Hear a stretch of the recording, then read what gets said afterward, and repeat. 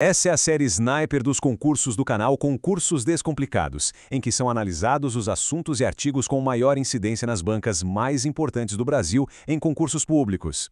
E antes de mais nada, o convite está na mesa. A seção de comentários aqui embaixo é o espaço ideal para interação. A ideia é transformar esse espaço num verdadeiro fórum colaborativo de dúvidas. Trocar ideia com quem também está nessa rotina de estudos é, sem dúvida, uma das armas mais poderosas para alcançar a aprovação. Bom, vamos dar uma olhada rápida no nosso roteiro de hoje. 1. O raio-x do artigo 5º, 2. Direitos fundamentais e propriedade, 3. Garantias penais e prisões, 4. Os remédios constitucionais e 5. Tratados e dicas finais. Parte 1. O raio-x do artigo 5º, analisando as bancas examinadoras. Para entender o motivo de tanta dedicação a um único artigo, é só olhar para esse choque estatístico aqui. O que é realmente interessante nesse slide é o volume absurdo de cobrança. São impressionantes 249 aparições entre 2015 e abril de 2026. A gente percebe como as três gigantes testam isso à exaustão, né? A FGV lidera disparado com 108 questões, seguida de pertinho pelo Sebrasp com 79 e a FCC com 62. E cada banca tem o seu estilo próprio. O Sebrasp, por exemplo, adora casos práticos e aquelas pegadinhas de interpretação. A FGV traz umas narrativas mais complexas, enquanto a FCC cobra literalidades sem dó. Mas existe um consenso claríssimo: quem não domina esse assunto, infelizmente, fica de fora da lista de aprovação. Parte 2. Direitos fundamentais e propriedade. As nossas liberdades básicas.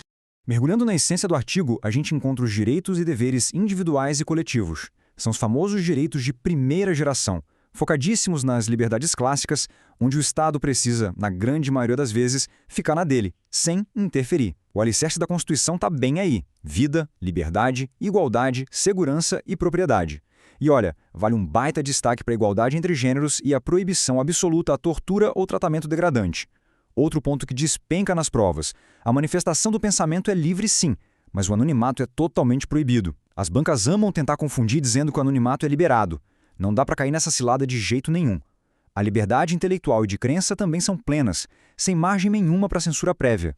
O ponto crucial aqui é a tal da inviolabilidade do domicílio, o asilo inviolável da pessoa humana. A regra geral é bem simples: ninguém entra sem consentimento. Mas o que cai na prova? As exceções. Dá para entrar sem permissão em flagrante delito, para prestar socorro ou em caso de desastre, e isso a qualquer hora do dia ou da noite. Agora, atenção máxima ao quarto ponto: a determinação judicial. Uma ordem do juiz só permite a entrada durante o dia. É super comum a banca inventar uma historinha dizendo que a polícia cumpriu um mandado judicial à noite. Marcando isso como certo na hora da prova é um erro fatal.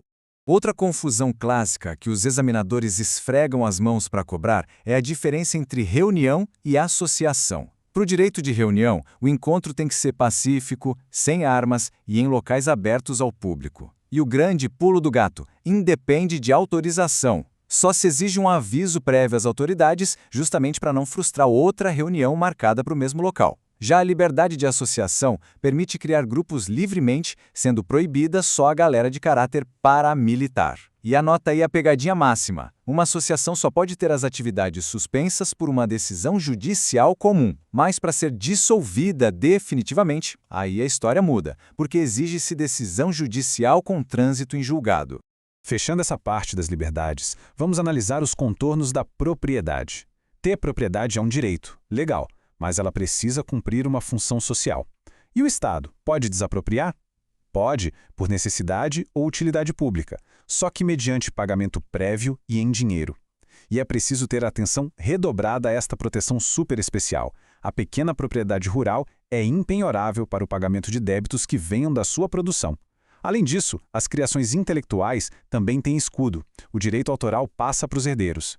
Parte 3. Garantias penais e prisões. Regras, exceções e os mnemônicos que salvam a nossa vida. A gente chega agora num verdadeiro campo minado: as garantias penais. É nesse módulo que aquelas ferramentas visuais e táticas de memorização viram equipamento de sobrevivência pura. Apresento a primeira técnica clássica de estudo: o mnemônico ração. R-A de racismo e são de ação de grupos armados. O que a Constituição fala sobre eles? Que são inafiançáveis e imprescritíveis. Ou seja, não importa quanto tempo passe, o Estado nunca perde o direito de punir quem comete esses crimes. E não tem fiança no mundo que libere quem for acusado. E logo na sequência, as bancas vêm cobrando a diferença do ração para o mnemônico 3TH.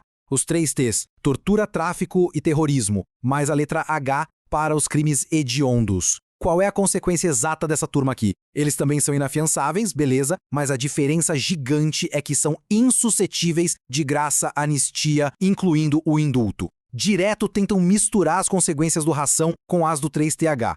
Saber separar esses dois bloquinhos visualmente já garante pelo menos uma questão a mais no bolso. E isso ilustra de um jeito brilhante o sistema punitivo aqui no Brasil.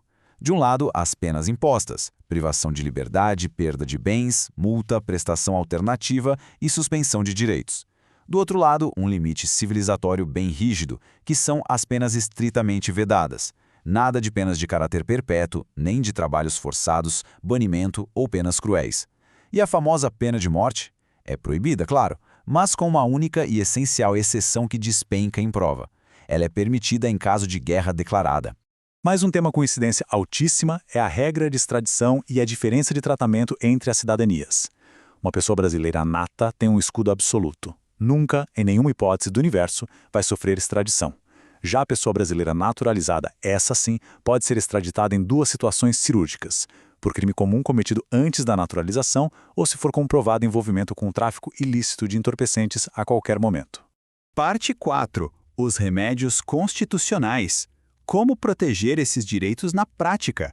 Avançando aqui na estrutura, a gente entra na parte prática da defesa das liberdades. Afinal, não adianta nada listar um monte de direitos sem dar as ferramentas legais para exigir tudo isso, né? São os chamados remédios constitucionais. Mapear a função de cada um é tarefa obrigatória. O habeas corpus entra em campo sempre que tiver ameaça à liberdade de locomoção, o famoso direito de ir e vir. O habeas data é a chave para acessar ou corrigir informações pessoais nos registros públicos. Já o mandado de segurança serve para proteger o direito líquido e certo, que não está amparado nem pelo HC nem pelo HD. E para fechar, a ação popular, que qualquer cidadão pode usar para anular atos que prejudiquem o patrimônio público, histórico, cultural ou meio ambiente. Destacando agora um detalhezinho direto do texto base que costuma derrubar quem lê com pressa. O foco vai para esta linha específica aqui. O habeas corpus e o habeas data são totalmente gratuitos, assim como os atos necessários ao exercício da cidadania. Elaborador de prova ama inventar histórias mirabolantes falando que vai ter cobrança de taxa administrativa. O detalhe de ouro é: os remédios ligados à locomoção e aos dados pessoais não custam absolutamente nada. É zero. Parte 5. Tratados e dicas finais. Direito internacional e as táticas de estudo.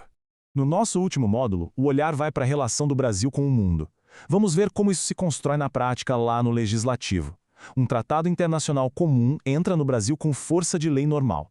Mas, se o tratado for especificamente sobre direitos humanos, ele pode vestir uma armadura muito mais poderosa, o status de emenda constitucional. Só que para isso, o rito é super especial e rigoroso. Precisa ser aprovado em 2 turnos de votação, passar obrigatoriamente pelas 2 casas do Congresso Nacional, Câmara e Senado, e conseguir uma maioria qualificada de 3/5 dos votos. Se não cumprir esse rito casca-grossa, ele fica só com caráter supralegal. E para consolidar tudo o que foi construído nessa revisão intensiva, a tática de estudo final não poderia ser mais direta. A orientação é fortíssima, prática constante da leitura seca. É ler o texto literal da Constituição várias e várias vezes.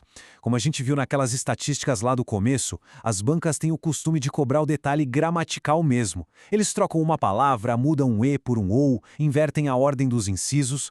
Entender com esquemas e tabelas é o primeiro passo, brilhante por sinal, mas tem que vir obrigatoriamente de mãos dadas com a memorização da letra da lei para garantir a defesa contra essas armadilhas elaboradas. Para amarrar tudo que vimos hoje, fica essa reflexão final na tela para o nosso fórum.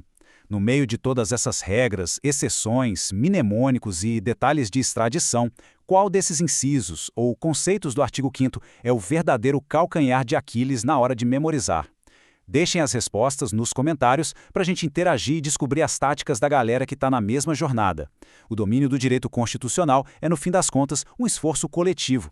Bons estudos para todo mundo e até a próxima análise estratégica.